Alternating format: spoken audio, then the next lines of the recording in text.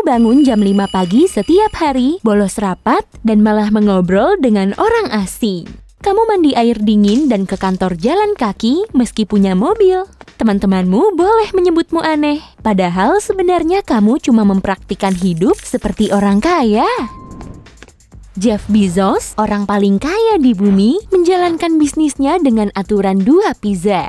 Setiap rapat Amazon, pesertanya tidak boleh lebih banyak daripada potongan yang bisa dimakan dari 2 loyang pizza. Masuk akal juga, rapat dengan terlalu banyak orang tidak akan produktif karena banyak ide cemerlang yang bisa terlewatkan. Tapi, pengusaha Mark Cuban tidak suka rapat. Menurutnya, rapat hanya buang-buang waktu karena kebanyakan pembicaraan akan melebar kemana-mana. Alih-alih rapat atau telepon konferensi, dia lebih suka email. Ini jauh lebih cepat dan kamu selalu bisa melihat email sebelumnya jika lupa sesuatu.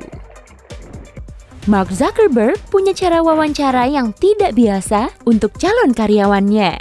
Pendiri Facebook ini bertemu dengan kandidat di kantor, lalu mengajaknya berjalan santai sambil berdiskusi tentang teknologi.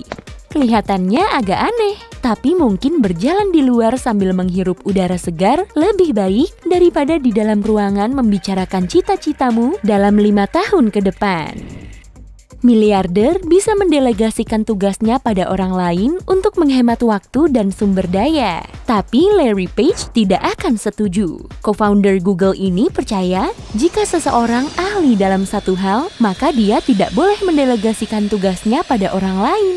Atau mungkin kamu butuh lebih banyak latihan mengerjakan pekerjaan ini. Jadi, lakukanlah sendiri. Page yakin ini bisa mengembangkan keterampilan diri.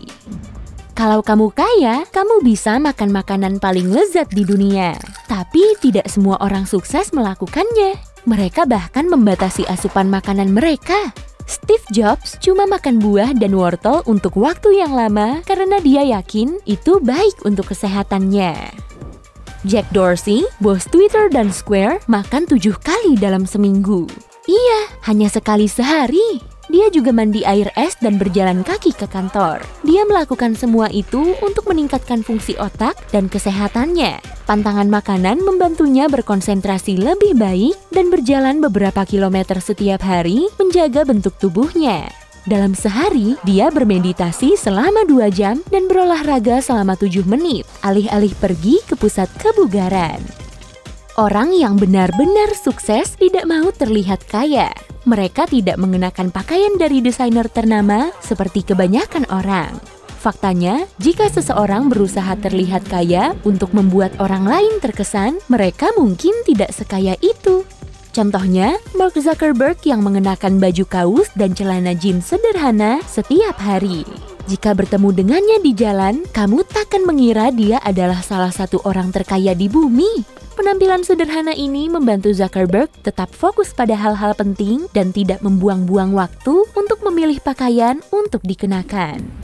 Steve Jobs juga gemar memakai pakaian sederhana. Kita semua ingat kaos turtleneck dan jeans belel polos yang selalu dikenakannya. Dia juga tidak ingin membuang waktu memilih pakaian. Omong-omong, orang kaya dan sukses umumnya percaya diri dan tidak perlu pamer membuktikan sesuatu dengan mengenakan pakaian bermerek.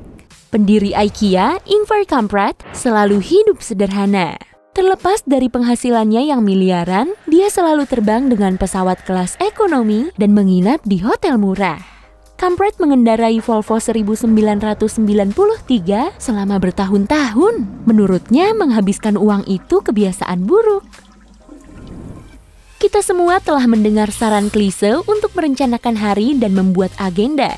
Nah, Elon Musk merencanakan pekerjaannya dengan membaginya per 5 menit. Tentu saja ini membantunya mengingat tugas-tugas penting. Tapi secara psikologis cukup efektif juga. Karena saat kamu menulis semua tujuanmu sepanjang hari, minggu, bulan, dan tahun, ini bisa jadi melelahkan dan tidak jelas. Merencanakannya setiap 5 menit terlihat lebih realistis dan masuk akal.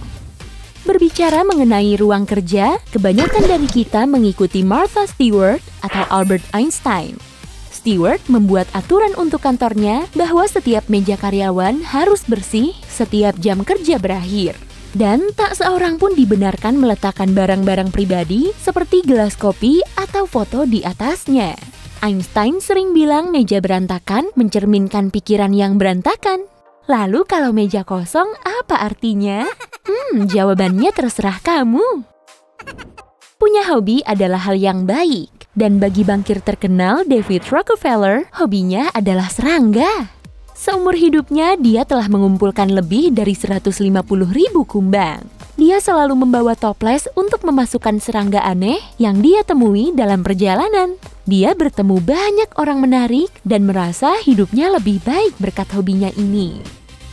Jika orang asing tersenyum padamu dan mulai mengajakmu mengobrol, mungkin terasa aneh atau bahkan menakutkan.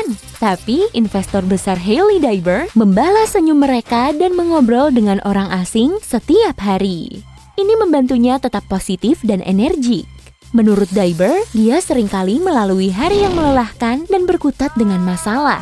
Tapi mengobrol dengan supir Uber atau orang di lift membuatnya melihat masalah dari sudut pandang baru. Penulis buku terlaris versi New York Times, Jonathan Franzen, punya cara unik agar tetap fokus bekerja. Dia bekerja di dalam studio kedap suara, menutup tirai jendela, memakai penutup telinga, mematikan lampu, dan menutup matanya. Saat dia mengacuhkan gangguan pandangan dan suara, ide mulai mengalir dan dia bisa menulis.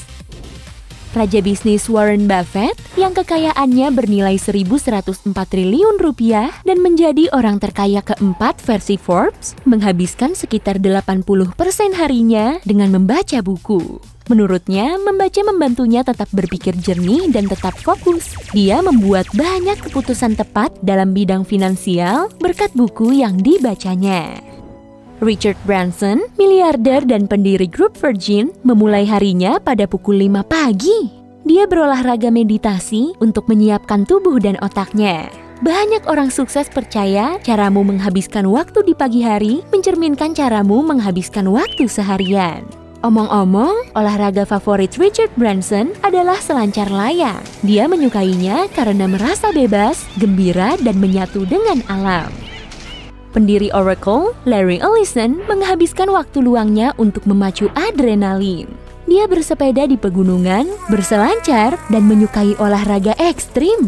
Miliarder telah melihat banyak hal menarik di dunia, jadi sulit untuk membuatnya terkejut. Ini adalah cara yang tepat untuk merasakan hal baru. Penemu Jepang yang cukup produktif, Yoshiro Nakamatsu, dengan lebih dari 3.000 penemuan, mengatakan kalau semua ide cemerlang terlintas di pikirannya saat mengalami tekanan ekstrim. Jadi, dia mengambil buku catatan anti air dan pulpen, tentu saja buatannya sendiri, menyelam ke dasar kolam renang, duduk di sana, dan menunggu ide baru muncul. Dia tidak akan keluar dari kolam sebelum memikirkan penemuan besar. Dia juga percaya ide cemerlang datang di dalam ruangan emas tanpa paku atau benda yang terbuat dari besi. Itu sebabnya dia mengubah kamar mandinya menjadi ruang berpikir yang sempurna. Ya, kurasa kamar mandi adalah tempat di mana ide-ide bisa membanjirimu.